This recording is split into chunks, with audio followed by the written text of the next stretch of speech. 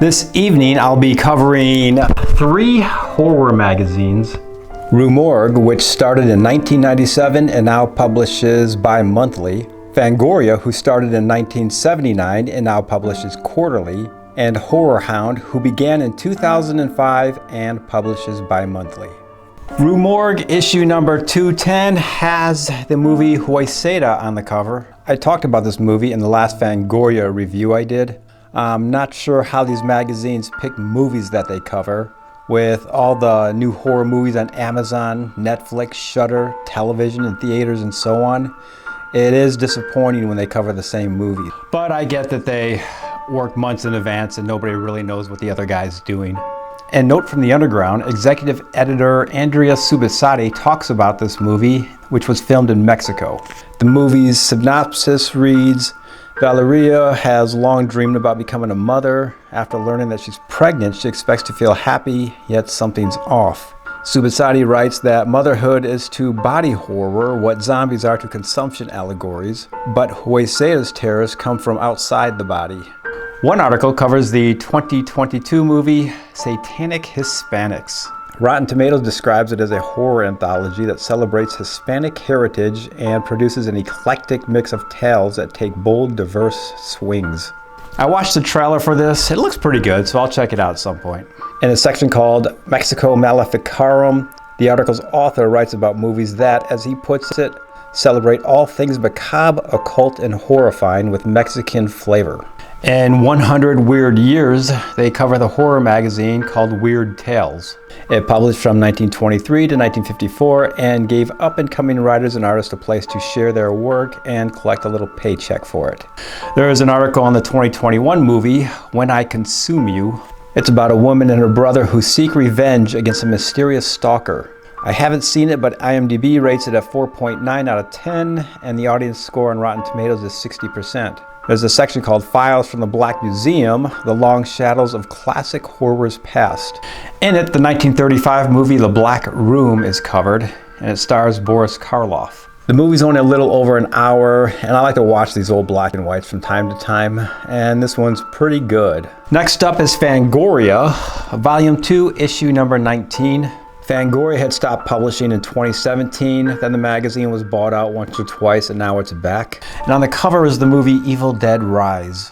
I rented the original Evil Dead on VHS back in the early 80s and loved it. Parts 2 and 3 were kind of fun, but I haven't had much interest in this remake. Under the Invocation section, Editor-in-Chief Phil Nobile writes about the popularity of movie remakes. He suggests that we like remakes and franchises because we have a desire for reassuring narratives and that we don't want the stories to end. I guess there's some of that, but I think there are too many of them that just aren't that good.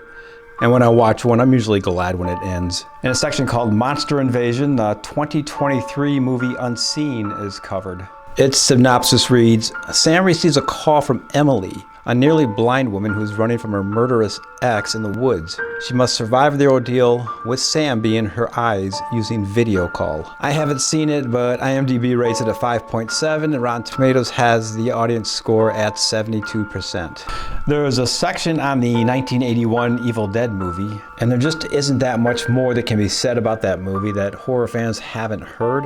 But if you're new to it, it's a pretty good read. And of course, because of the cover, there is coverage and interviews on the movie Evil Dead Rise. I haven't seen it yet. I'll probably check it out at some point.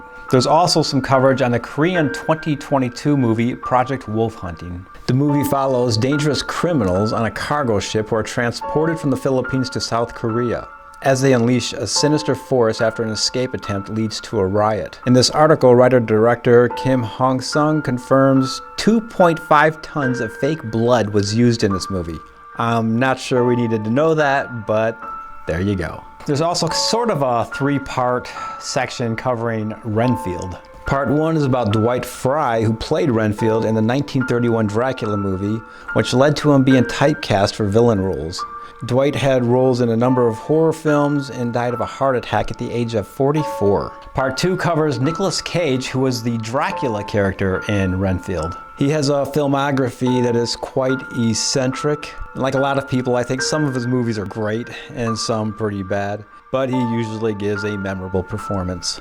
In part 3, there's a section called Exit Interview with the Vampire on Renfield and the Wages of Blood. It goes into the Renfield character and the jobs or careers that we all have in life. It's a pretty interesting article, even throwing in a little Patrick Bateman.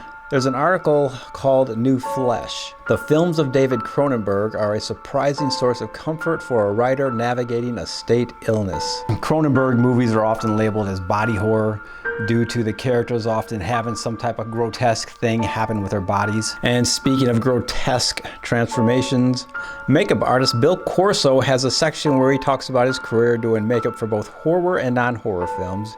He's worked on over 70 movies starting back in 1986. And finally, issue number 96 of Horrorhound has Nosferatu on the cover. This is the winter 2022-2023 issue. The original Nosferatu movie was released in 1922, making the movie 100 years old in 2022. And there's a lot of Nosferatu and other vampire stuff throughout the magazine, which I really enjoyed. And letter from the editor-in-chief Nathan Hanneman gives a quick shout out to the horror movies of 2022 and how well many of them did. The magazine covers the movie Megan. I like the movie, but I've already talked about it in my last Fangoria video. They also cover the 2022 film Violent Night. Its synopsis reads, when a group of mercenaries attack the estate of a wealthy family, Santa Claus must step in to save the day and Christmas. I haven't seen this. The genre on it is for comedy and crime. It doesn't sound very good, but it's got pretty good ratings on the internet. The Rotten Tomatoes audience has it at 88% and IMDb has it at 6.7. They also cover the Nosferatu remake. Not the Robert Eggers Nosferatu remake scheduled for 2024, but the one directed by David Lee Fisher. Apparently they crowdfunded this movie back in 2015 and it is also scheduled for a 2024 release. And I'm sure I'll check them both out when they do come out. They have a number of pages dedicated to toy news. This stuff is always fun to look through. They also have a Nosferatu retrospective, starting from Bram Stoker's Dracula, plus character profiles and the legal battles between Stoker Estate and Nosferatu. I think most people know how the makers of Nosferatu wanted to obtain the rights to Stoker's Dracula novel, but couldn't. So they changed the name of the vampire and some of the plot. It was a pretty drawn out legal case. They also have a Horror's Hallowed Ground section where they visit some of the spots in Toronto where the 1986 movie The Fly was filmed.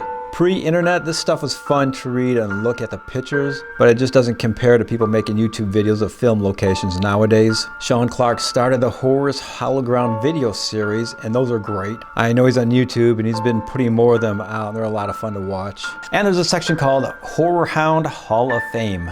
This short article covers Kronos, the 1992 Mexican independent film, written and directed by Guillermo del Toro, his first feature film. The movie is about a mysterious device designed to provide its owner with eternal life that resurfaces after 400 years, leaving a trail of destruction in its path. It's a pretty good movie, with years later Del Toro becoming just a huge success. And that's it. If anyone sat through all of this, thanks for sticking it out. Good night. Boo.